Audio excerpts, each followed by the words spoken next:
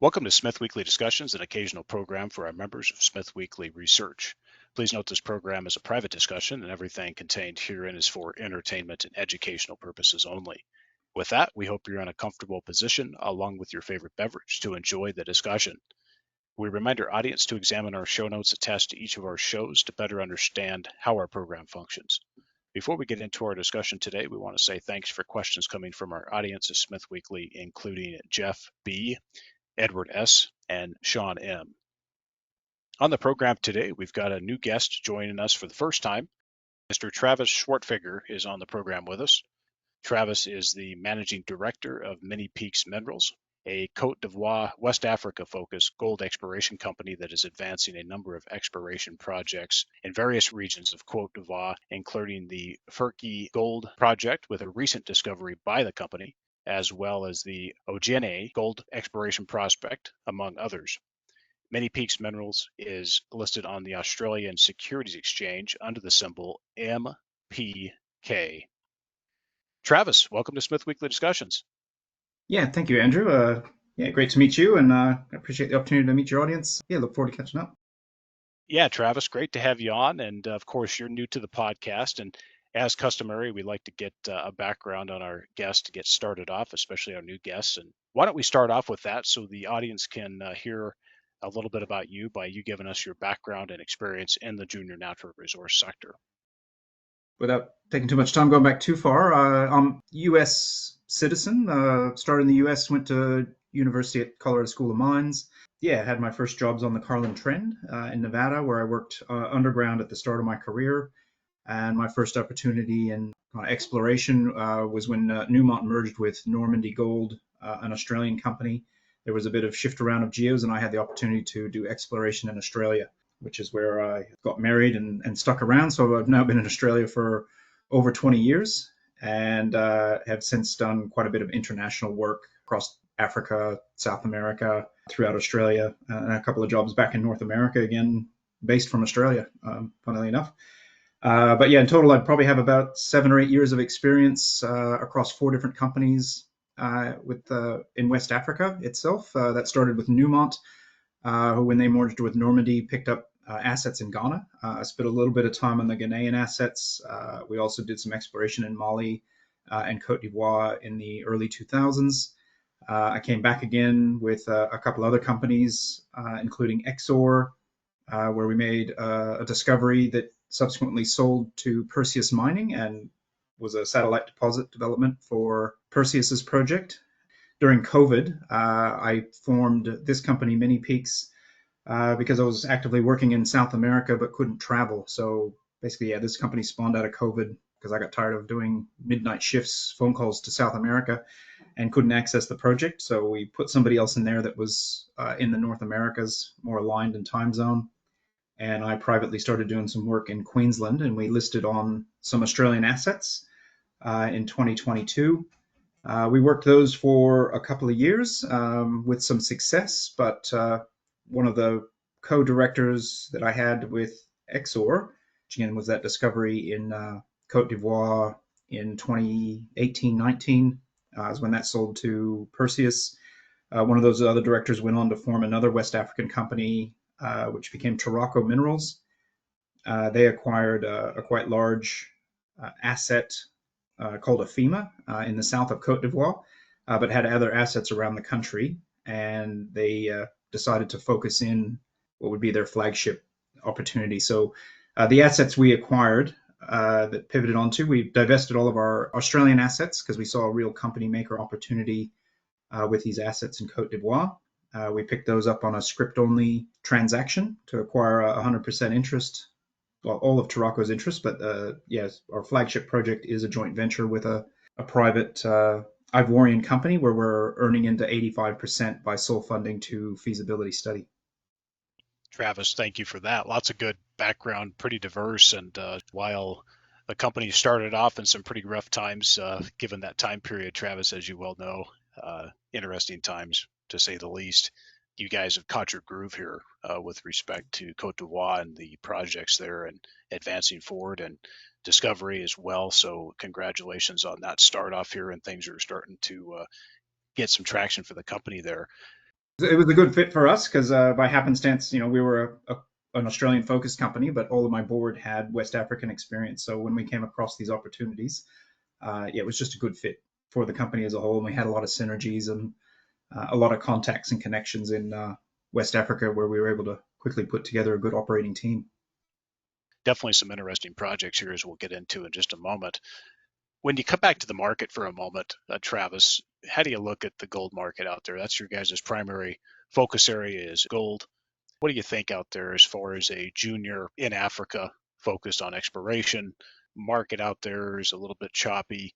Investor sentiment can change quite frequently. How do you see the gold price also behaving going forward given the conditions out there?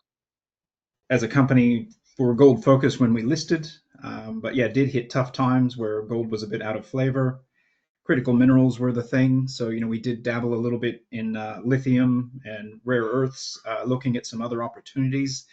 But at the same time, most of my experience is in gold, and we always see it in cycles, and it would come back. So we never fully took our toe out of the gold pool, and always kept an interest in it, but exposed ourselves to some other critical minerals. But yeah, quite happy that we've stayed as a gold focused group.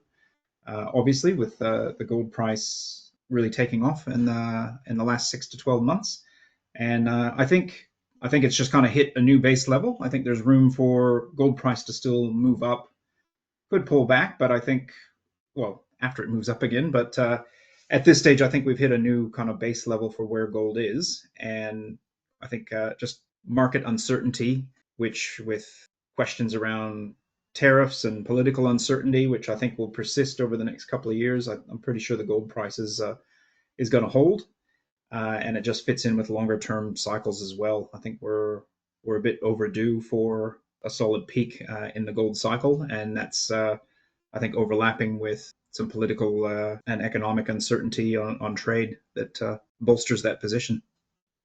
I think you and I probably have a pretty close alignment on the thinking there. And certainly, you also have a baseline there with a lot of unresponsible parties out there with respect to taking care of their finances properly. So certainly, some good tailwinds for gold going forward here, including also that the supply side has been challenged over the years. Now it's starting to get a little bit of a groove, but it'll take some time for things to be realized and permits to be issued, as you well know, on some of these things. So it'll be an interesting couple of years ahead here as we see what happens as these cash flows start to flow in here for some of these producers out there. Well, why don't we talk just a little bit about Cote d'Ivoire as a jurisdiction for a moment, Travis? Good place for natural resource development, but just tell us a little bit about your thoughts on that jurisdiction, and then maybe give us a little bit of a comparable peer country here, perhaps, and we'll stick close. And how do you think it stacks up, maybe say against a Ghana? I don't think it'll ever have as many ounces as a Ghana. We're without getting overly technical. We're in a set of greenstone belts. We're in a Proterozoic belt, which is similar to what West Australia has in their goldfields. The Abitibi in Canada, these are all Proterozoic shields, with plus 2 billion-year-old rocks. There's similar age gold with gold forming in similar processes. So yeah, these big cratons in the continents, they do host a lot of gold, and the way they form is they need a little bit of heat to drive the systems. So what we see is in Ghana, you've got thinner crust, and that's exposed to a little bit more mantle heat. So there's been a lot of fluid driven. You see the very large 50, 60 million ounce Tarkwa, Boissy. There's some very large deposits, plus 20 million ounces at Ahafo. Yeah, some big deposits in Ghana. As you move your way across that shield to the northwest, the crust starts to thicken a little bit, and we see that deposits kind of in the northwest of that shield are a little bit more associated with intrusions. So you still need that heat source to drive gold fluids around, but the intrusion source then starts to bring in a few other elements. So you see a little tin, tungsten, molybdenum. Yeah, the genetic origins of these gold deposits are a little bit different, and I think you're a bit less likely to see the big, 50 million ounce kind of districts, but you're going to see a higher density of the 1 to 5 and 10 million ounce kind of deposit sizes, which is what you have across Burkina Faso, Mali. Those countries saw a generation of discovery in the 2000s and teens because they were stable political environments and relatively low sovereign risk. Modern mining codes came into those areas a bit sooner. As I mentioned, I was in Cote d'Ivoire in 2006. We were actively working in Mali. A lot of discoveries came in Mali and Burkina because of all the activity, but Cote d'Ivoire was challenging to work because it had a civil war in 2006, a coup in 2010. It just hasn't had the political stability that its neighboring countries have. And probably over the last kind of 6 to 8 years, that's basically inversed, where you've had coups in Mali and Burkina, insurgency activity in those northern countries, but then stable elections and a solid government forming in Cote d'Ivoire. And Cote d'Ivoire hosts probably 33%. I think by volume, it has the largest proportion of these greenstone belts that we're talking about, but it would have seen the least amount of exploration dollars over the last 20 or 30 years compared to its neighbors. So in context to that, that's where I see Cote d'Ivoire as really a top tier jurisdiction. I mean, the sovereign risk profile is at the best it's been in 30 years. You have what's proven to be highly prospective ground, but exploration across the country is in its infancy. So I think it's set for a generation of discoveries that countries like Burkina and Mali have enjoyed. But yeah, again, I'm not expecting 50 million ounce deposits, but I think we've got plenty of 5 and 10 million ounce size deposits yet to find in Cote d'Ivoire. And yeah, it'll start to push up to be one of the larger gold producers in Africa over the next decade. Yeah, it looks very good. Big turnaround here as well, and certainly Ghana's one to be competed with. But some of the development projects happening there in Cote d'Ivoire, quite interesting. Some of the production, definitely a jurisdiction that's up and coming. And as you said there, Travis, certainly when you look at some of the comparables out there, and maybe later you can talk a little bit about them, but there is a lot of 2, 3, 4, 5, 10 million ounce deposits out there in Cote d'Ivoire that have shown up. And so definitely elephant country. And certainly if you can get into any of those ranges, that's a pretty substantial move, especially for a junior company. So very good information here. And thank you for covering off both the geology and also the politics there. Very good stuff. Why don't we get into a little bit of past results on and news, of course, coming out from the company so far, maybe this year, maybe tap back into 2024 a little bit here. But first, the discovery at the Ferké project and ongoing work there. Talk a little bit about this. Yeah, technically, probably should give credit where it's due. I would say the discovery of the system at what we call the Warigi prospects. It's within Ferké. It's part of the larger Ferké project. But yeah, there's about a kilometer of extent where we see mineralization associated with a small intrusion that we define as Warigi, and that sits within a 16-kilometer long anomaly that was defined by predictive discovery in a joint venture with Toro.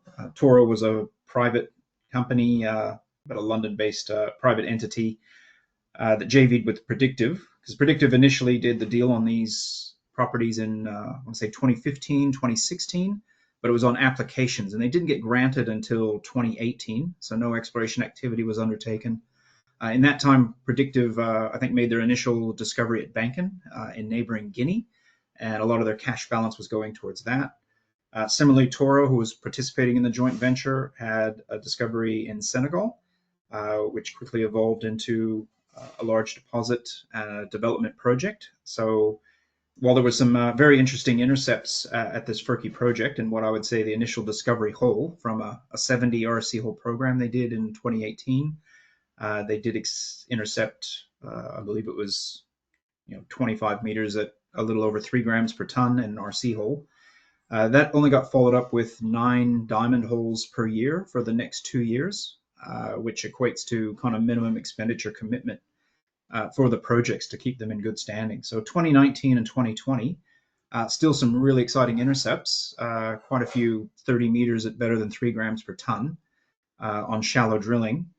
But as they stepped out, they were only finding there was about 200, 250 meters of strike extent at these broader widths. There was continuation of a mineralized shear, but they never really kind of pushed out on that. And then Toro was acquired by Resolute, who acquired them for their assets in Senegal.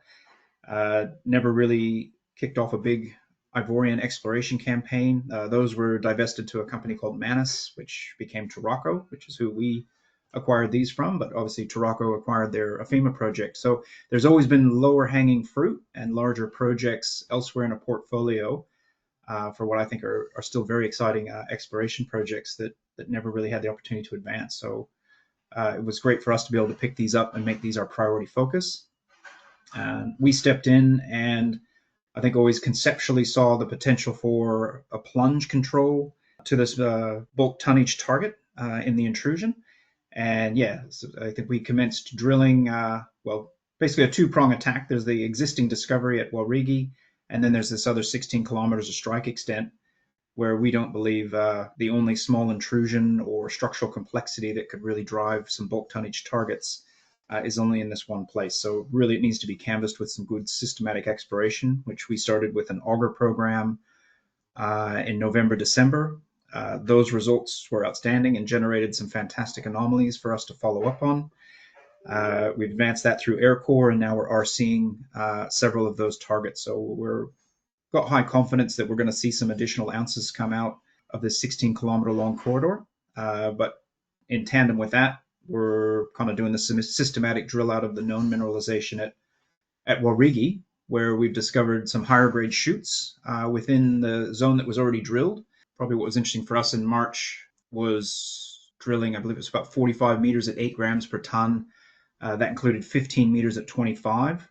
So there is a higher grade shear within this intrusion that we think can really drive grade in this mineralization. Once we kind of recognize that, we could see it in some of the older drilling, and we've followed up and we've hit some 7 meters at 11 grams per ton, 8 meters at 9.8. We're seeing that continuity of that high grade zone for about 120 to 150 meters of strike within a 300 meter long corridor. And then we also see plunge extent. So we've started to drill, at depth, down dip. We had a 230 meters at 1.2 gram per ton intersected in a hole drilling down through the intrusion. But what that showed us is that the mineralized system does persist below 350 meter vertical, where before it was only drilled to about 150 meter vertical. We're seeing the grade and the volume that can drive a pit to 350, 400 meters. And we now have the first indications that the mineralization does extend that deep. So we're now doing the drilling to kind of outline the volume of that, where we're getting some good solid intercepts, and we're continuing to see the high grade. So with some of those deeper intercepts, we're getting 27 meters at 1.7 across the intrusion, and then across the structural zone, another 11.8 meters at 4 grams per ton. So good grades to drive a deep pit and good volumes for a bulk tonnage target. Just for the audience, some of the results there that Travis mentioned are on the 24 June 2025 news release there. Some very good, in my opinion, building up very well here, looking at these results, Travis. So very good information here. Just talk a little bit more about what you guys see here as next plans. Talk about the next steps that you guys would plan to take here. And then also at some point, I suspect there's going to be a maiden resource estimate. Maybe talk a little bit about that as well. Next plans are basically, now that we've demonstrated that there is mineralization down to those depths, basically we're just trying to kind of start to outline what that volume is. I think to the north, we're chasing the plunge to the south, but there's still shear hosted mineralization to the north that we haven't drilled below 200 meters vertical. So we're going to start stepping to the north, where initially we thought with the footprint we saw when we first came into the project, you would maybe get 180 to 200 meter pit floor, because we were starting to see intercepts like 66 meters of a gram. We didn't think kind of gram material would carry, but now that we're pulling a pit beyond that, even if there is lower grade to the north, we're still seeing 30, 40 meter true widths of grade that would pull into an optimized pit shell with what we're seeing off to the south. So those are easy add ounces for us to drill what effectively fits into an existing pit shell into those lower grades. But always a chance that there's some higher grades or some surprises there too. So yeah, it's going to be quite interesting for us to extend that mineralization to the north, a bit more drilling to the south. And then we have intercepts up to 600 meters north and south of, 5 meters at 2 grams per ton and 9 meters at 1.5 to the north. So the mineralized shear does persist, and we'll continue to chase that north and south looking for other structural complexities. So circling back to your question about the resource then, I think we would have adequate drilling at Warigi by the end of this year. But what we're really looking for is, in that regional kind of work, if in the next 2 to 3 months we see something, I don't want to start promising the market we're going to have a resource early 2026, because if we come onto the next discovery or another center of drilling somewhere else, I think we would probably build that into what we want to do before we did a maiden resource. So there'd be a bit more drilling that would take us into 2026 and push a first maiden resource estimate to a bit later in 2026. I think that sounds good. And of course, there's a lot of unknown here. So you guys continue to add these ounces. Why not go ahead and push that out and keep working? I think that makes some good sense there, Travis. Give the audience just a little bit of context here. When you compare to other results out there, some of these neighboring deposits, some of the grades, Travis, with what you guys are seeing there, just give the audience a flavor for how this is stacking up. Is this coming in right on where it should be? Is it maybe a little bit more exceptional? What would you say there as far as comparing to other results, other deposits in the area? Yeah, I guess on the whole, Cote d'Ivoire has probably always been known for a little bit lower grade, average grade deposits, kind of sitting closer to a gram or 1.2. So the fact that we're generating a lot of plus 3 gram per ton intercepts within this mineralized zone that we're seeing, I think we're going to be able to get a little higher than average grade for what you would typically expect in Cote d'Ivoire. The big feature for me, though, is the potential for conversion from resource to reserve. So I think a lot of deposits, they're a bit more tabular. You're in a shear, and you're drilling out a book, and ultimately you have to take what's a rectangular book and fit it into a cone. We're seeing a very more football-shaped oval pipe with some 50 to 70 meter true width zones. So this is much wider than your typical deposit. We're seeing systematic mineralization throughout the intrusion body. We do get higher grades on the margins of the intrusion, but it's mineralized pretty pervasively throughout the entire volume of it. And that sits in a nice steeply dipping pipe that will have a high conversion rate from resource to reserve. So hard to comment on some comparisons other than in Cote d'Ivoire, we're probably looking very similar to the Bonikro deposit, which has been previously developed and mined, and I think now being reopened in these gold prices by a Canadian company called Allied Gold. We're probably similar in style to that, but in terms of shape and geometry, probably Bonikros are a better analogy, because it's also a granodiorite hosted intrusion that bulked up to plus 2 million ounces, I believe, at the Bonikro deposit, and similarly it had some satellite pits and additional mineralization out along strike on its sheared trend. Excellent. Appreciate a little bit of reference there so folks can go take a look at some of those others that you mentioned. But that's very good. Pretty interesting. I want to see what else you guys come up with here. And obviously, there'll be continuing progress out here on the ground. And sounds like with some of the scheduled items, there'll be news to fill out the rest of the year. Why don't we change over here for a moment, unless you have anything else to add there? Let's cover off the Ojene project, which this would be probably the second core focus of the company. Any updates there as far as some of the drilling work that has been ongoing, and also what are the further plans to finish out the year on this project? With Ojene, we did an air core program early in the year, but effectively Ojene sits in the northwest of Cote d'Ivoire, and it sits on the margin of the Proterozoic to where it comes into contact with the Archean terrain. So again, that Proterozoic shield is what hosts all the gold. There's very deep mantle tapping structures at that contact between the Archean and the Proterozoic. So we see larger intrusions, big intrusive bodies, and potentially some porphyry type mineralization comes up into the Archean. So we're at that contact, and again, you have those heat sources that are driving. You got the structural plumbing framework. It's always been an area of interest, but it's an area that has a lot of what we call laterite cover, which is a horizon that's formed at an old groundwater table at depth that is high in iron. So basically, there would have been 20, 40 meters of soil above that when West Africa was more of a rainforest.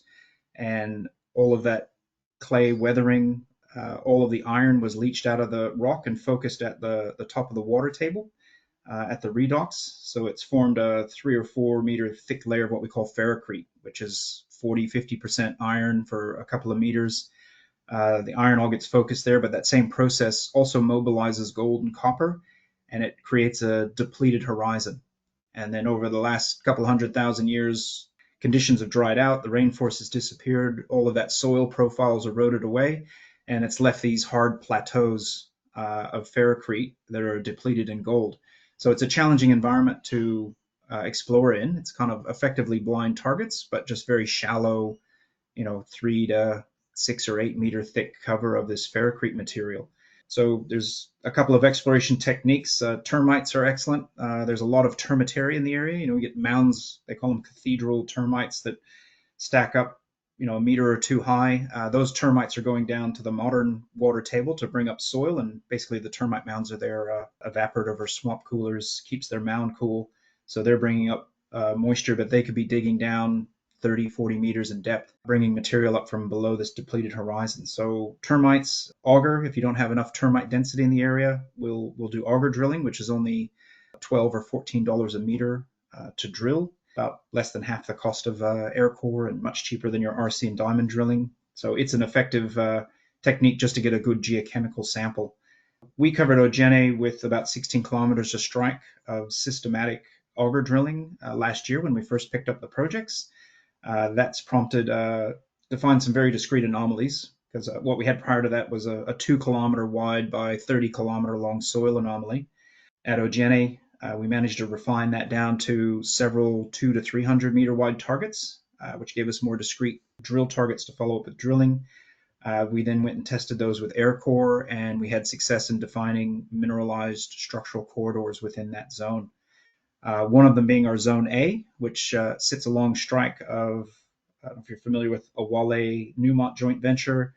We've got a neighboring Canadian company called Oume, who've had a lot of success in this district and basically demonstrated that there is significant gold potential in this Ojene region in northwest Cote d'Ivoire. They've had some of the early discoveries, and their BBM discovery sits about 7 kilometers from our boundary and about 9 to 10 kilometers away from our active drilling at our Zone A project, where we are seeing quite a bit of gold on that mineralized structure, but we're just actively chasing indications of some high-grade shoots or structural complexities.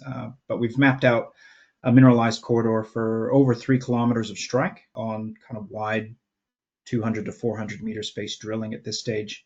And then that air core drilling generated a new target for us. We made the first drill intercepts of a couple of air core holes that ended in 3 meters at 3 grams per ton, and we had another hole with 3 meters of a gram, about 40 meters apart.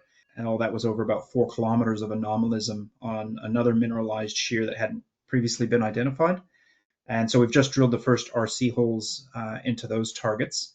But again, we're on kilometer-spaced air core drilling on our Zone C target, and we've just done just 3 lines of 200 meter space RC to get a look at that for the first time in some fresh rock below the weathered profile. So early stage work, but very encouraging, and in an emerging district that's looking exciting. Travis, so thank you for all the additional info. This is at Ojene South. You guys as well, you have Ojene North. What else here would you guys be looking to do, maybe say in the next 12 months? It sounds like there's still some results that are pending on assays, if I'm correct here.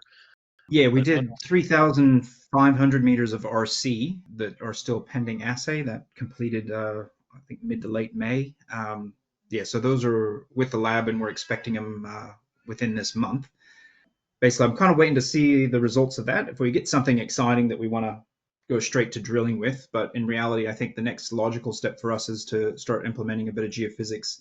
I think we've got these discrete structural corridors, but each of the targets are 4 or 5 kilometers long. They're no longer 2 kilometers wide. We know where the structure is. There's a favorable lithologic host there. It's just looking for the right flexures and a little bit of higher sulfide content that's going to drive higher grades and the right mineralization. And probably the more cost-effective technique for us is going to be some IP or some other ground geophysical technique. But yeah, we're probably looking at doing some ground geophysics, which would need to be done just after the wet season, which we're coming into now. So by over the next month, we'll start to see some daily rains, and July into September will be the wet season in northern Cote d'Ivoire, which we'll be able to diamond drill through. But yeah, not a good time to be doing ground geophysics out on the ground. So yeah, we'll probably want to do some geophysics in October, and that'll define some additional discrete drilling that we could be in drilling before the end of the year or early 2026. Okay, that's perfect. Thank you for that. Thank you for the tip. That sounds like the termites are also working for you here and helping you guys do a little bit of ground truthing, if you will. So I appreciate the tip on that and the additional technical comments you're making here too. It helps with our audience as well. So very good stuff. And taking a look at some of the maps here as well, based on your guys' most recent presentation. Ojene North, anything else on the project? And then we'll move on to the next one here. No, I think Odienne North, we've just done a bit of follow-up mapping and geochemical work, but yeah, no major programs planned for up there.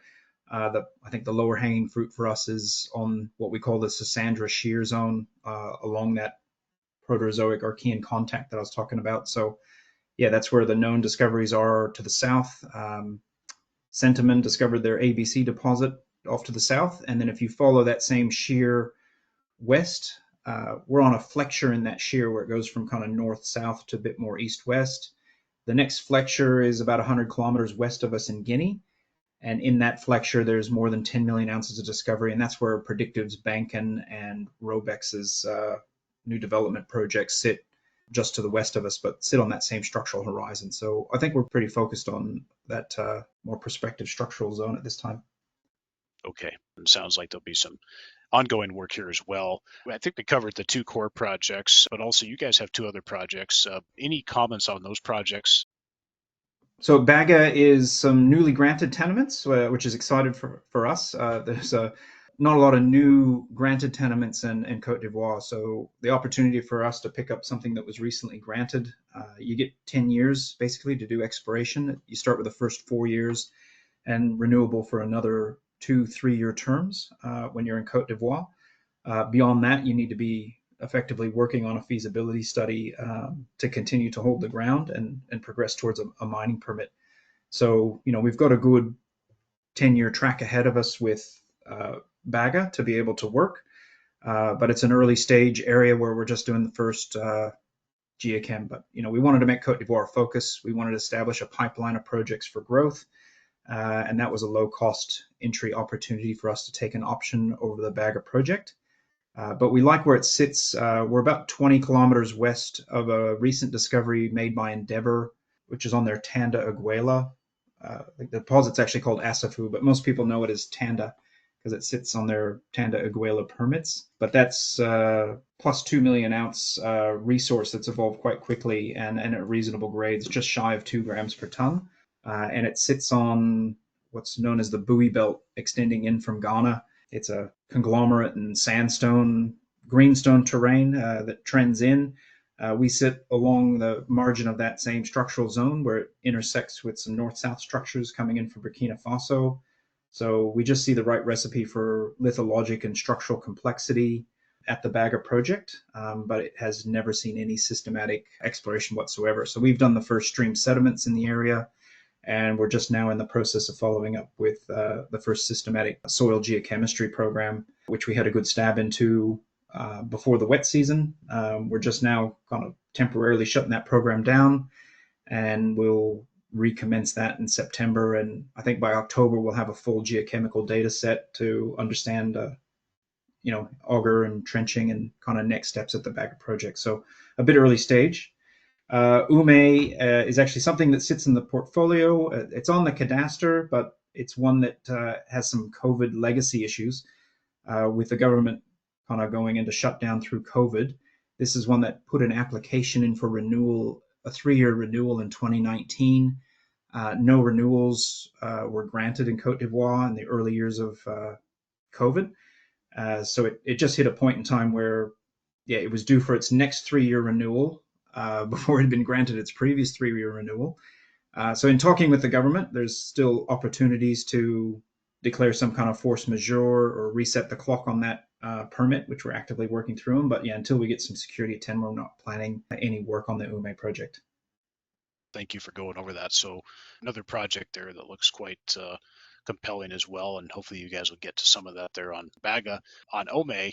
Hopefully there's a successful outcome there. So wishing you guys luck on that one as a fourth project there in Cote d'Ivoire. So great, and you guys have these projects are spread in various areas as well. So a very good setup. I want to move to capital structure and just administrative items. Tell the audience a little bit about the shares on issue here, where you guys stand there, the current cash on hand, Travis, and where you guys see that will carry you based on the work programs you do have planned out. And then also, if you don't mind, some of the major shareholders, including yourself and management. Well, in total, I think we did a 6.2 million capital raise a few months ago that pushed us to just over 9 million cash balance at the end of last quarter, which that was prior to closing a second tranche for another million, and funding to basically take us through into 2026 with the current exploration plans that we have. So, like I said, we're kind of waiting for results to see if we want to accelerate things. We're always open to that, but be a good problem to have. If we got such exciting numbers, we need to bolster things. But yeah, in the meantime, the plan is we'll kind of go from 3 rigs back to 1 in the wet season, but we'll continue to drill at Ferké. So we will have steady news flow. We've got a pretty big backlog of samples from the aggressive exploration program we've had over the last 3 months. So those results will also take us through to commencement of work over the couple of months of rainy season. Yeah, all up though, that cash raising put us a little over 100 million shares on issue, which is actually pretty tight for an Australian listed company. Most of the raising we did has gone to several high net worths. We don't have institutional investment at this stage, which we've actually probably actively been trying to avoid at this stage. We've got a group of high net worth investors who have been involved in companies such as West African Gold, Predictive, Tieto. They've had success in previous investments, and and their success comes from sticking with companies through several years. So I think we got a good core of investors who want to see us take this project through, feasibility studies and quite substantial work. So we're quite happy with the tightly held register that we have. And yeah, I think institutional investment will come along with larger ticket raises as we move towards full feasibility studies and development work. Travis, I like how you guys have set that up, and good at this stage, even where you guys are. I mean, you guys definitely aren't necessarily a small junior anymore either. So very good information there as far as cap structure, and can always appreciate the comment with respect to it's a tight capital structure for an ASX company. Always can appreciate that, and nonetheless, it's a funny one on that. You have Canadian listed companies that have these different capital structures, but at the end of the day, irrespective of the shares on issue, value is still a value and market cap's market cap. So good information on that front and how you guys have set this company up. Sounds like there's no need, unless you guys continue to have some good results here. Maybe there's no need to raise any capital in the next 12 months. Maybe so. We'll see how that goes. On people, one area that we haven't covered too much here. Talk about some of the key staff at the company that are helping you out and what they bring to the table. Yeah, well, I think I mentioned before, our board all has West African experience. I've got another technical director, Marcus Harden. He was involved early days with the Griffin discovery, Bamfora, which I think changed names when Teranga took it over. But he's had some exploration success in Burkina Faso. He went on to do kind of regional scale work with First Quantum. So he's seen a lot of ground all the way across West Africa. Yeah, he's kind of got full-time jobs on other projects and opportunities at this point in time. But yeah, his knowledge and understanding and contacts within West Africa have been a huge help. Yeah, I think core of our investment comes from Francis Harper, our chairman. Francis, we invited onto the board late last year. He's part of a group called Blackwood Capital. But Francis was a founding chairman, or sorry, a founding director with West African Gold. He was chairman for Tieto. And I think our timing was a bit lucky there that, Tieto was taken over by a Chinese group delisted from the ASX. Yeah, he was also involved with Predictive prior to that. So, he's seen quite a few successful investments. He's very knowledgeable about West Africa and also taking projects through feasibility and development work, getting the funding for that. So, yeah, we caught him in a window of time where he wasn't on a lot of boards, and we were able to attract him into and keep him interested in the story with Mini Peaks, which I think it's been a success, and he's quite excited with where we're going with it. On the management side of things, I'll probably mention Mohamed Niari is our country manager.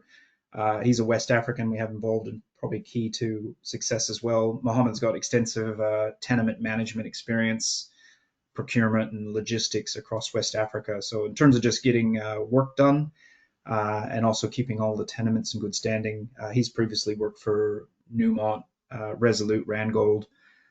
He's worked for quite a few of the majors, but that's established a good rapport with the various government departments. Good to have him involved with the company as well.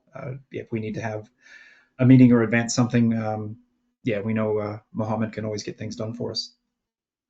Sounds like it's pretty well covered as far as the experience goes, and some good people here that have had success there in Africa in the past. So definitely looks like a pretty good setup here, Travis, and you've been able to twist the arms of a few good folks in there to come in and help you out as well. I suppose with the last comment there, just why don't we transition just a little bit into community here, and you can add in government relations too as well. But maybe just talk a little bit about maybe some of the local community there on the ground and some of the work you guys may be doing at this point to align and gain that community support as the projects advance. Well, because we came into our Odienne project, we were drilling within 2 weeks of closing the transaction last year. A lot of that was on the back of excellent community relations work through Tarocco, and we had a good handover period with that. Tarocco basically seconded one of their geologists who was key with the community engagement for a couple of weeks. He came along with us and basically did all the introductions and facilitated a handover to a different group. So we were able to maintain all the good contact with the local villages in and around the Ojene area. Ferké, Tarocco hadn't been actively working, so we took advantage of being able to quickly work and drill at Ojene initially.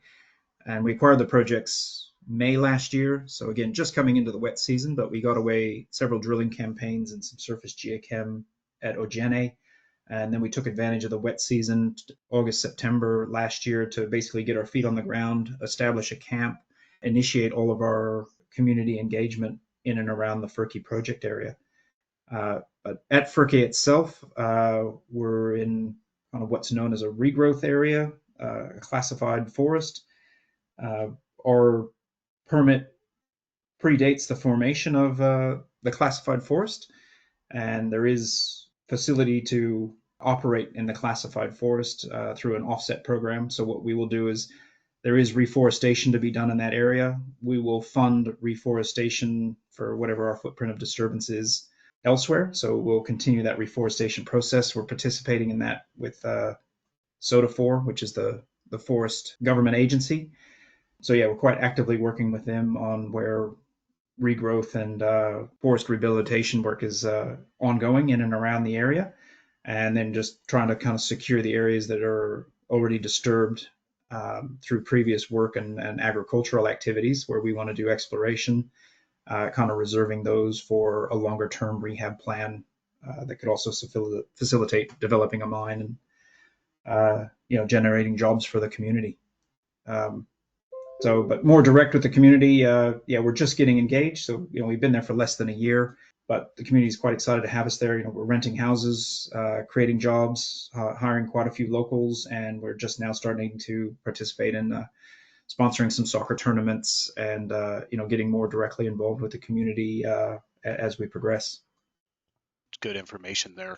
Would you say generally the local community there, I'm assuming the case is yes, but how's the reception to exploration companies coming in to explore? Obviously, there's the utilization of local service providers, local employment, those things happen. But is the reception overall from the community, both on the exploration front and also mine development front, is well received in general? Yeah, I think across all of Cote d'Ivoire, it's very pro-development and pro-growth. I think that's aligned with the government's attitude as well. So yeah, you see support for exploration and development, top to bottom. And then I would say that progresses even more as you go from south to north in Cote d'Ivoire. So kind of comparing it to the US, it'd be, yeah, same moving from the coast towards the interior of the country.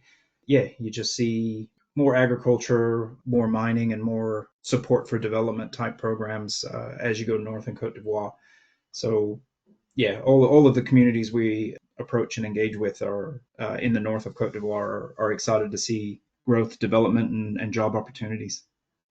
Excellent. No, that's good to hear. And of course, we're dealing in Africa, and a lot of those good jurisdictions in Africa are welcoming to this. Whereas maybe, Travis, if we were in most of the U.S. and most of Australia, or even most of Canada these days, folks wouldn't be so pleased to see it. But there's a few exceptions in those jurisdictions. But yeah, I appreciate you going through that, and good to hear. Backing up just a little bit, Travis, when you look at this as you guys progress these projects, you have a good idea, you have good experience here in Africa, West Africa. Um, what would you say, based on your research, what you've seen out there? You've seen a lot of takeovers in the region. What do you think attracts a major or mid tier?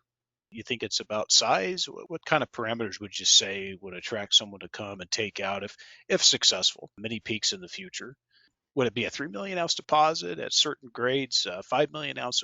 What do you think does it now for a major to get involved and take out a junior in the area? Yeah, I think for the majors, I still see them more driven on size and volume.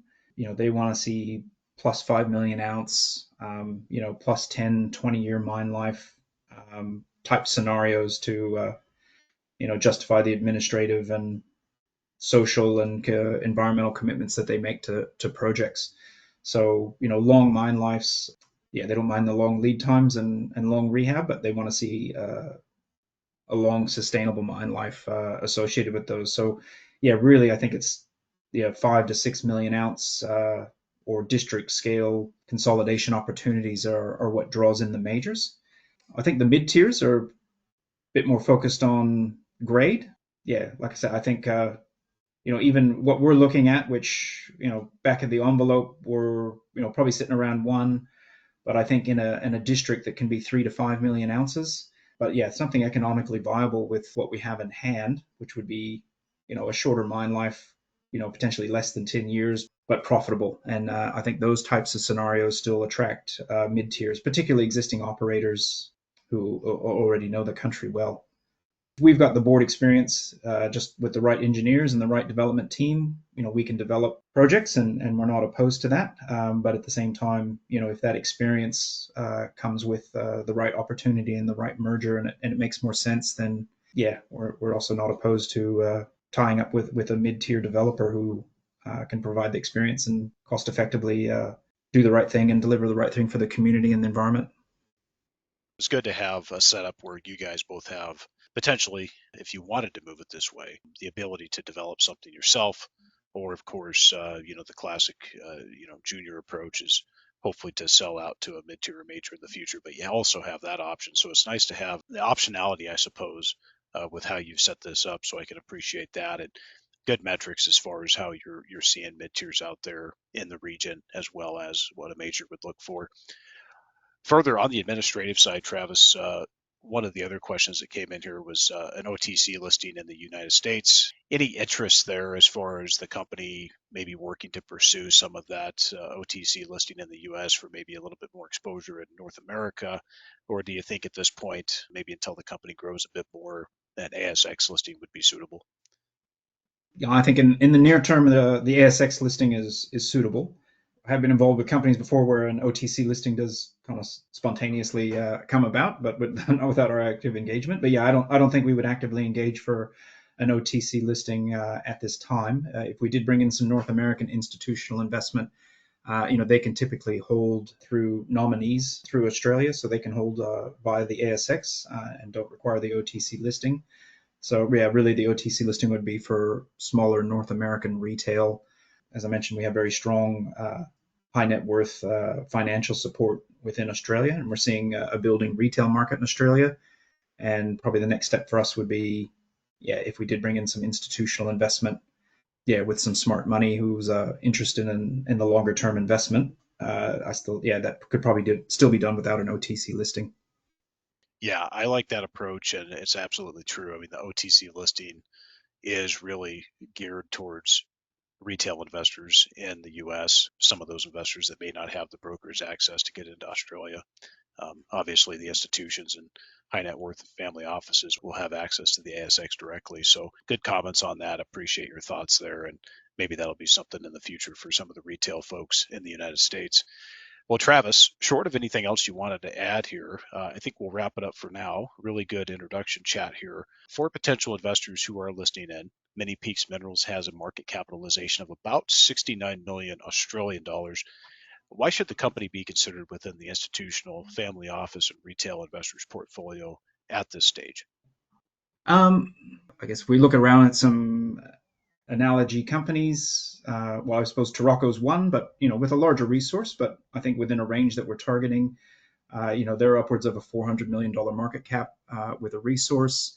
African Gold have recently upgraded their resource from just shy of a 500,000 ounces to still a sub-million ounce resource, but they're a plus 100 million market cap. So yeah, I think us sitting at that sub 70 mil market cap in the next year, once we kind of put out a maiden resource, I think we're on par to re-rate to definitely a plus 100 mil, depending on what the quantum of that. I can't guess at that just yet, but yeah, looking to be at the 100 to 150 mil market cap kind of range, with growth ahead of us as we demonstrate good metallurgy and good conversion of resource to reserve potential with our project. I think that's we'll see a good valuation for our dollar per ounce in the ground with what we've discovered so far. Should hold a solid value. And then I suppose one thing I haven't discussed with just today, we've released a transaction that we've secured the right to earn in on an application immediately south of Ferké. That'll expand another 20 kilometers of strike extent on the mineralized structure at our Ferké project. So yeah, it gives us another 125% of strike extent. So yeah, we're going to continue to see growth potential, and we're going to continue to fill and build a pipeline of projects for the company for future growth. Travis, for investors who are seeking further information, how best can they reach out to the company? Our info at minipeaks.com.au is a good contact. Yeah, myself and our investor relations both check that quite frequently. So yeah, happy to follow up with any questions or expressions of interest about what we're doing. Travis, well, thank you for the introduction to Many Peaks. Keep up the work on exploration and further discovery initiatives. Look forward to having you back to update in the coming months. All right, I appreciate the time again, and yeah, pleasure to meet you. Thank you very much.